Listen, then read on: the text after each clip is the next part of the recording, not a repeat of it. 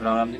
सत्य को सत्य, सत्य को सत्य और असत्य को असत्य कहने का साहस रखता हूँ। सत्य को सत्य और असत्य को असत्य कहने का साहस रखता हूँ। इसी कारण आजकल संबंध सीमित रखता हूँ। वो कहते हैं ना, जो सत्य को सत्य कह दे और असत्य को असत्य कह दे, उसके संबंध बहुत कम हो जाते हैं। उसकी जान पहचान या एक प्रकार से उसका जो ग्रुप होता है वो बहुत छोटा हो जाता है। अब इसका एक उदाहरण भी समझ लो या एक संक्षेप में विस्तार से समझो इसको।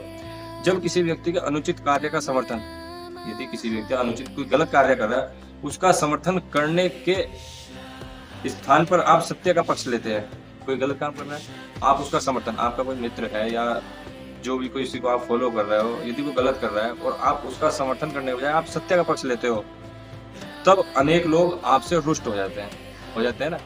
यदि आप कोई गलत कर रहा है, उसके गलत का समर्थन करने के बजाय आप क्या करते हो, सत्य बोल देते नहीं, ये गलत कर रहा है, ठीक है। तो अनेक लोग जो भी उसके फॉलोवर होंगे या जो भी उसके ग्रुप वाले या उसी कैटेगरी के जो होंगे, वो क्या होंगे, आपसे रुष्ट हो जाते हैं। उन्हें सत्य से नहीं, अपने स्वार्थ के विरुद्ध जाने से आपत्ति होती है।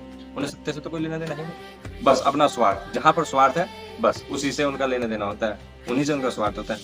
केवल उन्हें अपने स्वार्थ के विरुद्ध जाने से आपत्ति होती है। यही कारण है कि सत्यनिष्ठ व्यक्ति के परिचित भले ही कम हो, जो भी सत्य बोलता है ऐसे सत्यनिष्ठ व्यक्ति के जो परिचित होंगे भले ही कम हो, किंतु उनका आत्मसम्मान सदैव ऊंचा रहता है। राम राम जी।